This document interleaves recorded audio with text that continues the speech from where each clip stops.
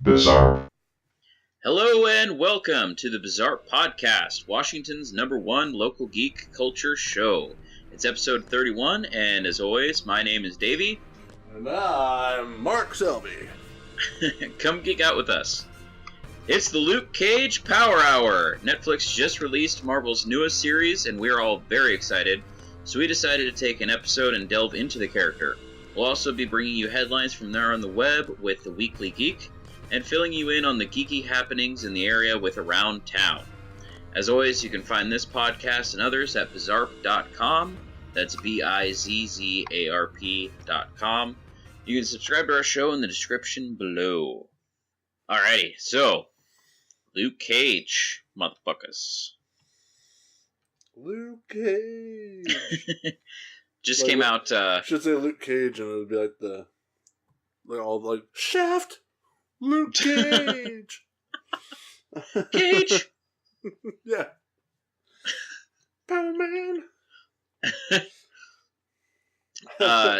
So as of this recording, this will have just come out yesterday, right? Friday? No.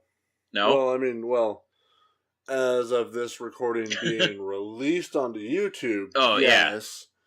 But right, as of this actual recording, it comes out tomorrow. What he said. Anyway, so this is not out yet. We have not seen it yet, so we can't really give it a review, but it's getting good reviews. It's got 90% on Rotten Tomato right now, and I've heard... Which is awesome and crazy, because I was at 100% a couple days ago. Well, yeah, as the more people see it, there's probably more and more... Well, yeah, and I'm just more saying, people not liking it. It's still really, really high. Yeah, that's true. But I guess from what I've heard that, that it's really good. They, on Rotten Tomatoes, they say that the consensus is that it's a progressive commentary. Like it's, here, hold on. Let me fucking bring this shit up. But bring that shit up, yo. Yeah. Luke Cage got 90% on Rotten Tomatoes, but Suicide Squad got 33%. Shut down Rotten Tomatoes.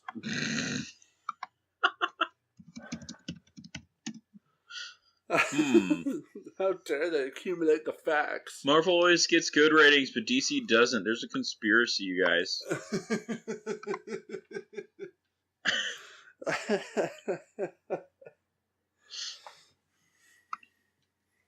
Alright. So here's what they say. The critics' consensus. An immersive, socially conscious narrative and a confident, charismatic lead performance make Marvel's Luke Cage a stellar sampling of the new Marvel Netflix universe. So, I guess they handled everything really well. Like, I feel like this could have gone badly for them with the current state of things, with Charlotte and things like that. Oh, yeah. You know what I mean? Yeah. Hell, the poster is him standing there and he has bullet holes in his shirt that are smoking. Right. And I saw that and it kind of made me go, like, I know they designed that before the shitstorm that is going on in Charlotte right now, but just, it's ballsy that they released this kind of show. I guess not ballsy, but I'm glad that they were able to do it well. I'm glad they're able to do it well, and they're not intimidated by events going on in the real world. Yeah, exactly. They're willing to still tell that story. Yeah. I love, I understand. I completely understand where you're coming from with when you see the picture of it. Yeah. But one of the trailers that has like the best lines about it, because he gets a bunch of people are shooting him, and he just kind of looks at his tore up fucking hoodie, and he's just like, "Man, I am getting tired of buying new clothes." Yeah. Yeah. So little so-and-so. A couple other things about the show real quick. Apparently it's going to, at least some of the show is going to take place during the same time as Daredevil Season 2. Okay. Charlie Cox plays Daredevil. He said that Claire, the nurse that shows up in Daredevil and Jessica Jones, and she'll be in Luke Cage, played by Rosario Dawson. She has a cut in her eyebrow in season 2 of Daredevil, and that apparently happens during Luke Cage. And they planned out the timeline so that basically stuff will happen in Luke Cage, and then the next day she's talking to Daredevil. And you see her talking to Daredevil, and you didn't see what she did with Luke Cage the night before. I love it when they do stuff like that. Yeah, and so it's going to be cool to... details. Yeah, it's going to be cool to, after Luke Cage, people will go back and kind of compare the two through her. At certain times.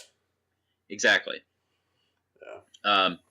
Also, the series is also going to reference the events of the Avengers. And, they always do. Yeah, and it's also going to reference Justin Hammer and Tony Stark and also Thor. It's weird that it's going to reference Justin Hammer. Yeah, I was going to say Justin Hammer.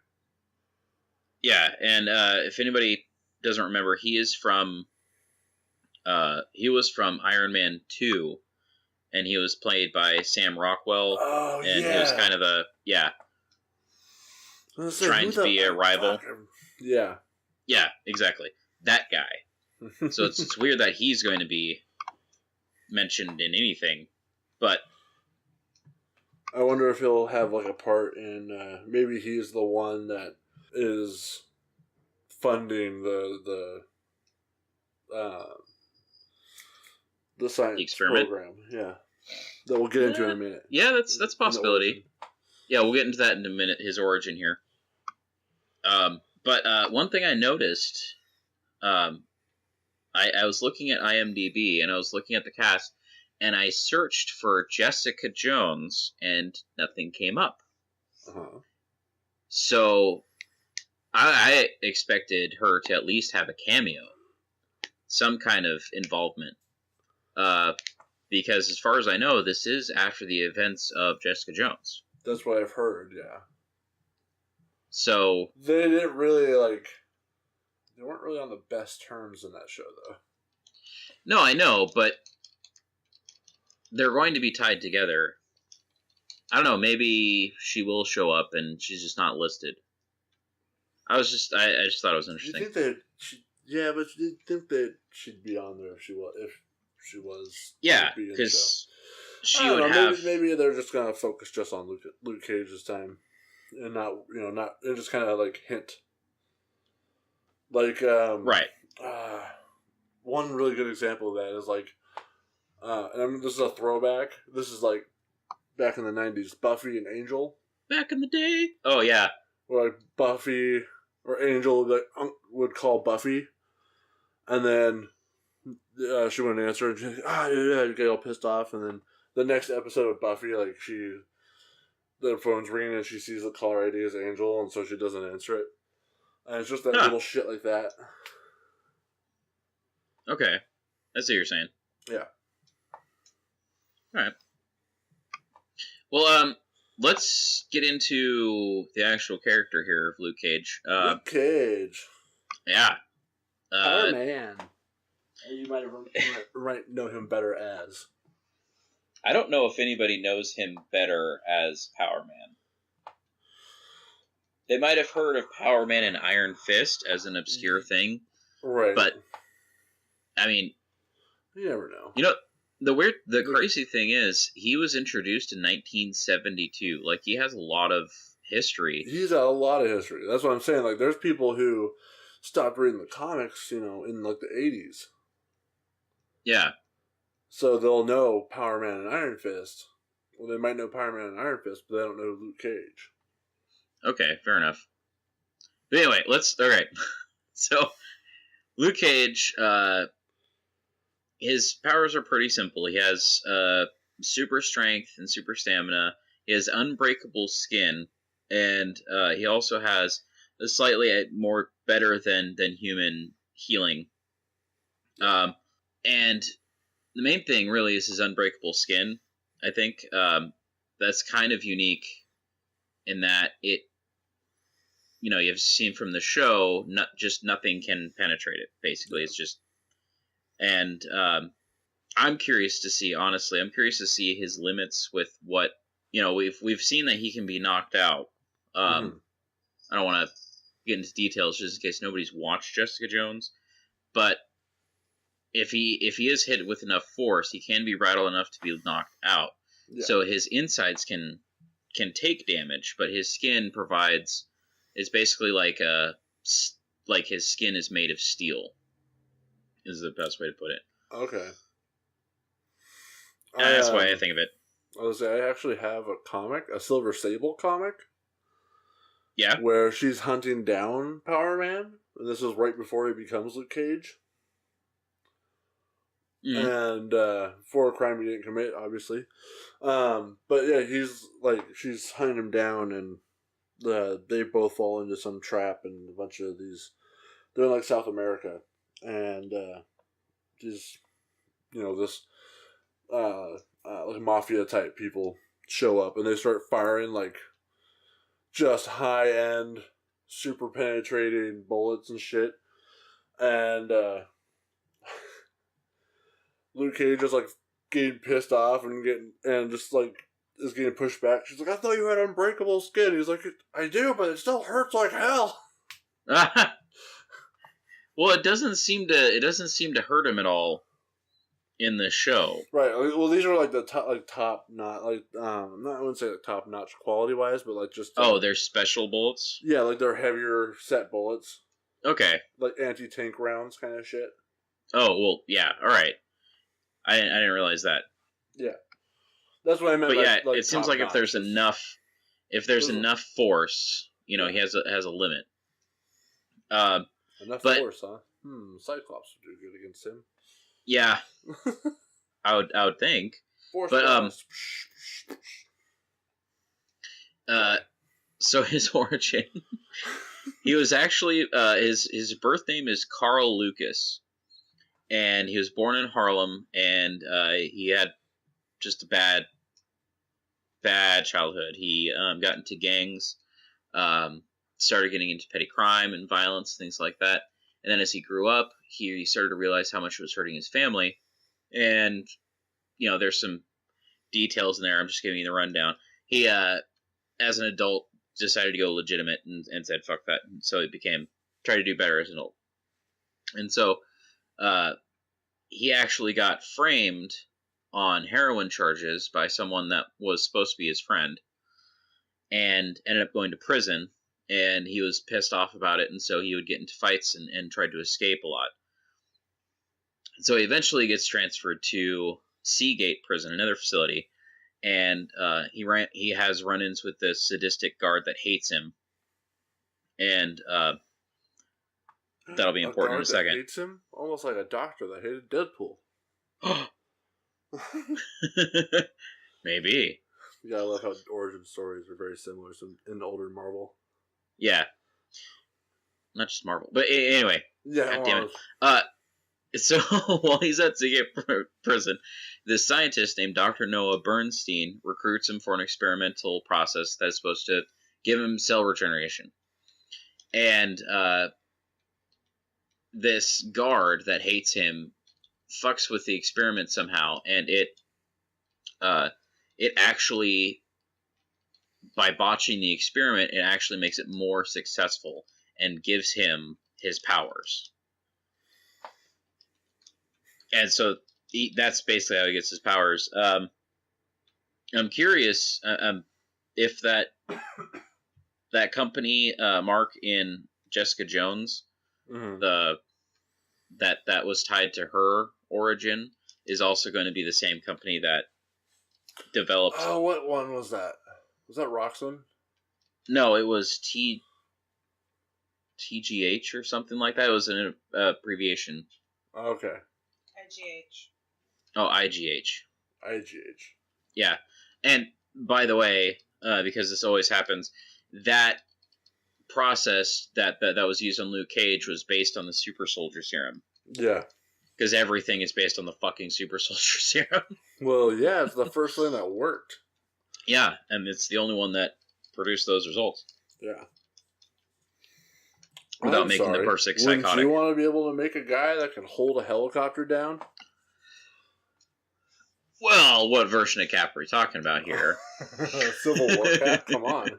We are talking movieverse. Oh, that is true. We are talking the movieverse, yeah. Yeah. But interestingly enough, this gave Luke more strength than Cap. Yes, this is true. It's funny how but the thing that made it is that guy fucking with the experiment. Yeah. You know, it might not have even worked if that hadn't happened, which is a really interesting way for an origin story to go. But after he gets the powers, he somehow escapes from Seagate Prison, and he goes back to Harlem and changes his name to Luke Cage, and he decides to sell his abilities for money, basically, and becomes a hero for hire. Yeah. Eventually, he runs into Iron Fist, Danny Rand. I think I read that. I hadn't actually read much of Power Man or Iron Fist at all, but in reading on their origin, I guess they got into a fight over some client of Luke Cage, and they ended up becoming partners and starting an official Heroes for Hire organization, and ended up becoming friends through that. But best friends. Yeah. Yeah. So as long as we got Heroes for Hire contract, we'll always be friends.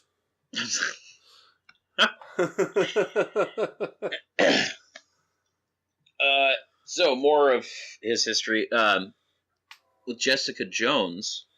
This is actually more recent. I think they got together in the mid 2000s. Yeah. In the comics. Apparently, what happened was they had a drunken one night stand, and apparently Jessica kind of was more like the way she reacted to the fling. Like she was more into it than he was, and I'm not sure exactly what happens. The description says his life is briefly thrown into disarray by Jones's reaction to the fling. I don't know. The way they are together, they probably got pissed off at each other for a while. Yeah. But then later on, they're working as bodyguards for Matt Murdock, and they reconcile. And then she has to fight Purple Man, and he helps out. And then they get together and move in together when she reveals that she's pregnant. So I don't know if that's potential spoilers. Jessica might get pregnant later, if they ever get together, maybe in the Defender series. Which would be ridiculous. Yeah. Yeah. God, and then when Civil War happens, Luke Cage actually forms the New Avengers. Mm-hmm. He goes underground because he refuses to sign the registration. He goes on. That's actually... What? What? Okay. Huh? Amanda and I were talking about that. What are they going to bring the Civil War events into the TV series? Probably. Since it's still going on. Yeah, because the end of Civil War, the Accords were signed, and that went into law. Like, Cap didn't stop that from going to law or anything. So, yeah. Well, it depends on... they're probably going to come for these guys and make them register. Well, try. Okay, so in Luke, I don't see that happening in the Luke Cage series or the Iron Fist series coming up after this. No. But maybe in the next Daredevil season. I could see or that in happening. Defenders. That might be Whichever a subplot comes of first, Defenders. Yeah. Just because, like, I don't even think they've gotten to the part of Avengers 2 yet with the television series. Because they just talk about the original Avengers movies. That's true. Yeah, they always say whenever it comes up, they call it like the incident in New York. Yeah. Yeah, so it's they haven't that's a even good point. talked about the shit that went down in the second movie. In Ultron, or they haven't mentioned the Winter Soldier. Yep. Okay. Well, I guess it'll be interesting to see, once they catch up, if they do integrate registration into like Agents of S.H.I.E.L.D. and the TV verse. Right. I think that's what they're going to do with Defenders. I think Defenders will what you brought up. Defenders is probably where they'll start that off. And that is a really good starting point. I'd think like Agents of S.H.I.E.L.D. and Defenders should start at the same time. They would be the tipping point for the TV series to catch up with the movies. Yeah. They could even have in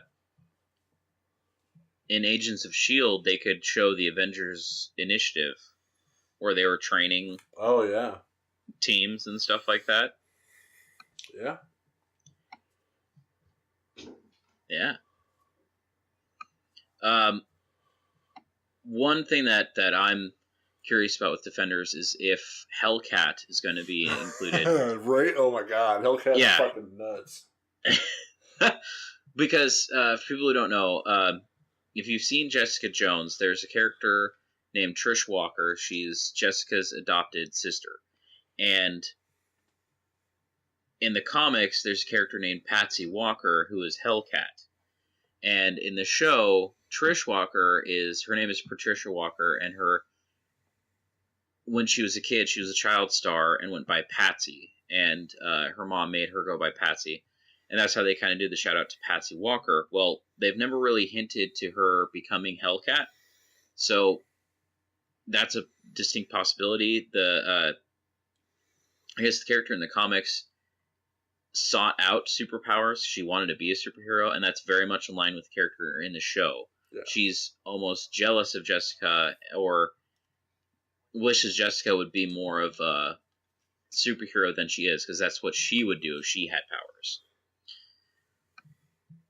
But she's fucking crazy. She has a crazy history. At one point in the comics, she marries the son of the devil and goes to hell and get mystic powers, and it's just wild. And she teams up with the Defenders for a while.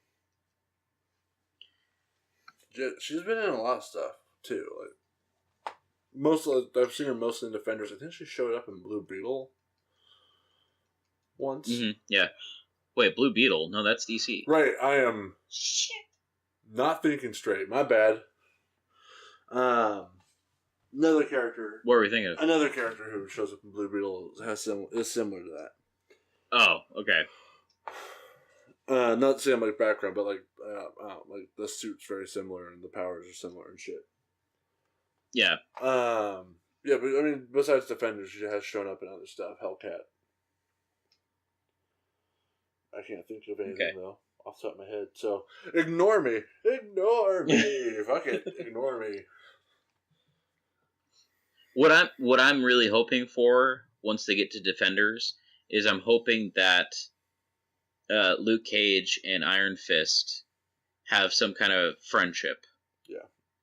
I want them to do an homage to Power Man and Iron Fist, because that was a big thing. They actually, in a way, the characters saved each other, because the whole reason they even did Power Man and Iron Fist and Heroes for Hire, on the development side, is both titles on their own were failing pretty hard. Yeah. And so they were trying to save both titles by combining them together, because team titles were a big thing at the time. And crossovers and shit like that. So it's kind of important. Yeah. And they have a lot of history together. Yeah. Yeah. Yeah. Well, I think that's kind of everything we can go into as far as Luke Cage. I mean, we could go into like the villain for the show and stuff like that. But honestly, just watch the show. It's going to be fantastic. And I'm going to binge watch as much as possible. Oh yeah, as soon as I can. I'm doing that. So that's all I'm doing this weekend is watching Luke Cage. Hell yes, yes. So let's move on here to the Weekly Geek. Yeah. This first one, Mark. Yeah. It's kind of big one for you. Battleborn may become free to play. Yeah. Which is exciting. Didn't you just buy it for $60? No. It was on sale for $25 with the season bundle exclusives. So I got all the season pass stuff as well for $25 on their sale that they were having. Gotcha. Okay. And it's apparently freaking amazing. Yeah, and this is good because for people like me, I've heard great things about Battleborn, and you've said that it's great and everything. I want to try it. I just didn't want to buy it. Right. So, this way, I can jump in and try it out. And what's interesting is apparently, at least according to this article, it was originally supposed to be free to play. Right. And then they decided not to, and that kind of fucked them over. Right. And I think when I first talked about Battleborn, when it was first announced as a game, at the time it had been free to play. And I think I mentioned that, and then all of a sudden it wasn't free to play, and I was like, I feel like a liar. Jesus Christ. Thanks, Battleborn. Yeah. But I mean, it hasn't been doing super hot. Sadly, it's like the Bernie Sanders to Overwatch and Hillary Clinton. Yeah, I mean, honestly, it's Blizzard is such a bear. It's so hard to compete against Blizzard. Anybody who tries to put out even if they try to put out a quality game, they can't really dethrone them. Yeah. So they should have honestly gone free to play from the get-go. That would have given them a leg up against Overwatch. Yeah. That's okay. They like the article also says, they did that with Evolve. Evolve originally wasn't free to play, and then now it is free to play as Evolve Stage 2, and it's doing way better. Yeah, exactly. I need to try Evolve. And I was really excited for that. A couple weeks ago during the whole Battleborn 2K deal on PlayStation, there was a ton of people who actually bought into that because I started immediately going on the online mode and playing with all sorts of people at my level, all kinds of people. Okay. It was awesome. It still is awesome. I play that shit every day. Nice. I can't play anything right now. No? It sucks. Our PlayStation Network subscription is over and we can't afford to re-up. You can still play games. No, I mean I can't play online. I can't play Overwatch. Oh, that sucks because you don't need to have online to play Battleborn unless you want to play with people online. There's a total... Right. Yeah, that's one of the things I liked about Battleborn over Overwatch. It's Overwatch, if I don't buy into the PlayStation Network, I can't play it. Well, then what's the point? What if something happens to my internet for a day and I can't get on, but I want to play games? Well, at least Battleborn. I really wish games would bring back. Yeah, I really wish games would bring back at least being able to play with bots. Right. That used to be a standard with first-person shooters. Yeah. And it sucks that it's gone. I hate online only. That is one thing that I kind of sucks about Overwatch because now you're right. I'm Sherlock. I can't play it. Yeah. So I'll play Fallout instead. There's always that. Yeah. Yeah. So next up here on the Weekly Geek, No Man's Sky apparently is under investigation for false advertising. Yeah. Yeah, it's pretty crazy. There's a couple levels to that, too. Really? Yeah, there's talk of them stealing images from other indie games. Then there's the false... Well, that's shitty. Yeah, then there's also the false advertising of hey, this is a game, and this is what the game's going to be about, and what you can do in the game. And then it's like, oh, by the way, no, it's not. Yeah. That's the it's main like, thing that's being investigated for. And I don't know why it's an investigation. You just have to go online and look at their old trailers. And you can see, yeah, this is what they said it's going to be, and this is what we got. well, they also have to look into did they actually break any laws? Are they liable for any kind of consumer protection type things, stuff like that. It's one thing to kind of hype your game and beef it up a little, but I mean there's images of that people have shown that there's like the combat is different from what they've shown in the actual game. Yeah. Creatures are different from what they've shown in the actual game. Like the graphics were said to be able to run at like a certain level, and they're way below that. It's just it's bad. That, yeah. It's a great game. Sucks because, I love it, but at the same time, it's not what we were told it was going to be. Yeah, and they hyped it up to be this awesome thing, and I've heard a lot of negativity from it. Like it gets old really fast. Yeah, I play it like once a week. Yeah, and it's because I play it for an hour and a half, and I'm just like, okay. Yeah, so I mean, it'll be very interesting to see where that goes and what kind of if it's determined that they did lie about the game, what happens? Like, does everybody who bought it get a refund, or like? Yeah, I mean, that could be devastating. They were doing refunds for it a while back ago too. For anyone on Steam. Oh, really? Yeah. But damn. Yeah, like, and they were like, oh, okay, so one of the things they were saying was, yeah, there's a multiplayer, but there's like a 1% chance you'll ever see anybody ever. Right. But I turn on my game, and there's like 3 people in the galaxy I'm in, exploring planets I haven't seen yet, and shit, and I'm like, what the fuck? Get out of here, you assholes! You're beating exactly. You're beating like the odds by way too much here. God damn it! I wanted to find that planet. Yeah.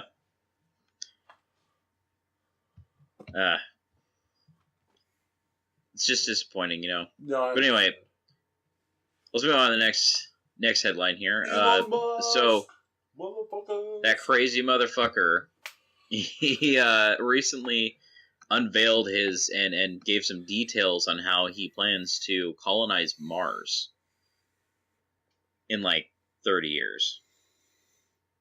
But apparently he went and talked to the International Astronautical Congress and gave some info on the cost and like timetables, things like that. Apparently it would cost about $10 billion to develop the rocket to go, and he's estimating that it could take passengers to Mars as soon as 2024 if the plans went off without a hitch, which there's no fucking way there's not going to be some kind of hitch.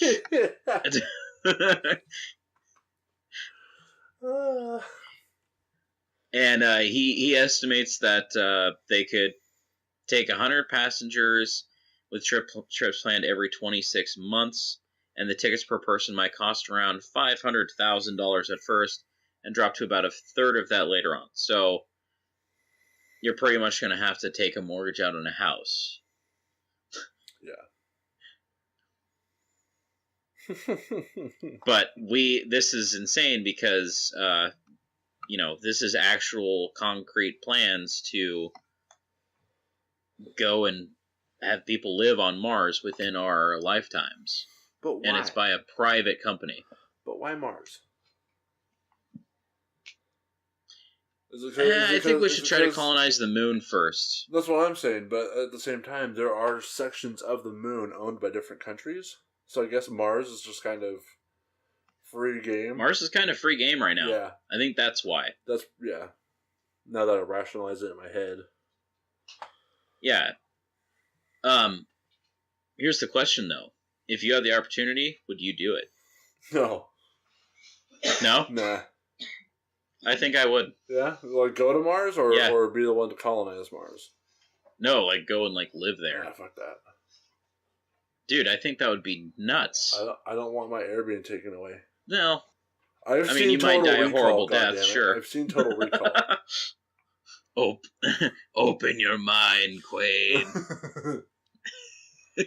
But I mean, think about it. Like, you would go down in history as one of the first human beings to live on Mars. Yeah, I'd also be one. Nah, I'm okay. I don't need no, that. what would be cool is to be the first human being to die on Mars. I think that'd be metal as fuck. First human being to murder on planet Mars. No, I'd want to be the first human being to masturbate on Mars.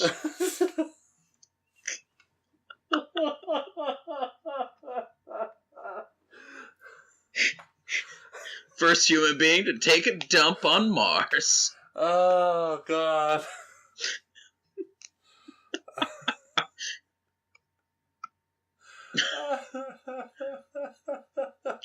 Anyway. Jesus Christ, dude. That's it this week for the Weekly Geek. Let's move on to Around Town. These are local events here in the Pierce County, Tacoma, Puyallup, Seattle, Olympia, all that goodness, all this area. First one up, we have at Geek Girls Collectibles over on Mildred by Odyssey 1 over here in near University Place. I think that is University Place. Anyway, Odyssey 1! Laser tag! Yeah, they have this October 1st, which I think is the day the podcast will come out, but they have a draft till you drop for Kaladesh for Magic the Gathering, the new set that just came out. Basically, they're just going to be doing draft tournaments all day as long as they have people. Damn. They said on their event site, yeah, every time we get enough people to run a Kaladesh draft, we will be firing one off. Giggity. This will continue for as many rounds of draft as we can get together. Damn it. So, I'm sure that's, prize support will depend on how many people are participating, all that good shit. Bring money because you're going to be buying boosters. Yeah, so are we bouncing off here? Mark, you want to take the next one? Sure. Tacoma Games on 6th Avenue is having a sealed preliminary Pro Tour qualifier for Pro Tour Dublin 2017. Say that 10 times fast. I dare you! Come celebrate the release of Kaladesh and win fabulous prizes. Doors open at 11 a.m. Player meeting starts at noon. $40 entry fee. Over $500 in store credit to be awarded, plus random giveaways. Prize support will increase based on attendance. Yeah.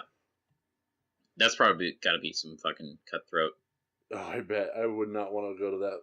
Like, I personally would not want to go to that. I'd get too anxiety ridden. Like, you all Seems have the interesting same to me. fucking decks, you piece. Ah! Well, no, it's a sealed. Uh-huh. And there's $40 The entry cards fee. are already released, though, online, so people know what they're looking for. And yeah, of probably course. are going to try and buy as much as they can. Well, I don't think you, I don't know. All I know for sure is it would have to be the same amount for everybody, right? Have way higher knowledge than I would, and already have tactics set up in their head for certain cards, and I would just be there for fun, and I wouldn't have any fun. Well, I mean that's a pro tour qualifier. That's going to be cutthroat. You don't go there for. I know.